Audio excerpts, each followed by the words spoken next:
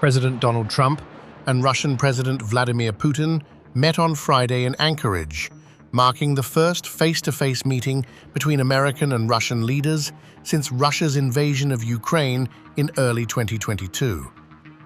The closed-door session ended earlier than expected and produced no ceasefire despite Trump's repeated insistence that such an outcome was necessary for peace. Here are the 6 main takeaways from the high-stakes summit. After nearly 3 hours of talks, Trump and Putin left Alaska without announcing any deal. Putin claimed the two leaders had agreed to pave the path toward peace, but Trump admitted disagreements remained. There's no deal until there's a deal.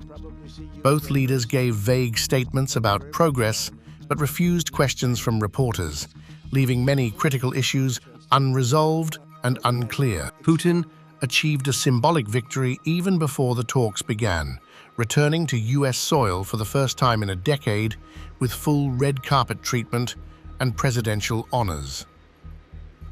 When the meeting ended, Putin walked away without making concessions while still maintaining warm ties with Trump. The Russian leader left smiling, a sign he gained legitimacy without giving up anything on Ukraine. Despite hosting the summit on U.S. soil, Trump allowed Putin to speak first during their joint appearance. Putin used the moment to present his narrative about the Ukraine war, which Trump did not challenge. Trump, eager for recognition as a peacemaker, made no mention of his previous threats of very severe consequences if a ceasefire wasn't reached. While Trump left without a concrete deal, he seized the chance to relitigate his long-standing complaint about the 2016 Russia investigation, calling it a hoax while standing beside Putin. Putin backed him up, even claiming the Ukraine war would not have happened if Trump had been president at the time, a remark that played into Trump's narrative but left the question of Putin's current aggression unanswered. Though he did not cross into Russia during his Alaska stop, Trump hinted at the possibility of a Moscow visit. When Putin suggested their next meeting could be in the Russian capital, Trump replied, "Ooh, that's an interesting one. I could see it possibly happening." If it happens, it would mark the first U.S. presidential trip to Russia since Barack Obama in 2013. Again, Mr. President, I'd like to thank you very much, and we'll speak to you very soon and probably see you again very soon. Thank you very much, Vladimir. Next time in Moscow.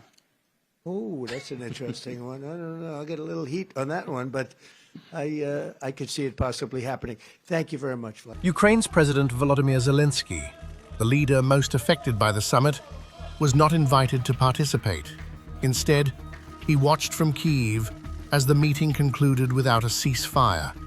Trump later said he would call Zelensky and NATO leaders to brief them, but for now, Ukraine remains caught in a brutal war with no new assurances of strong U.S. backing. Zelensky condemned Moscow's continued attacks during the talks as proof that Putin is not serious about peace.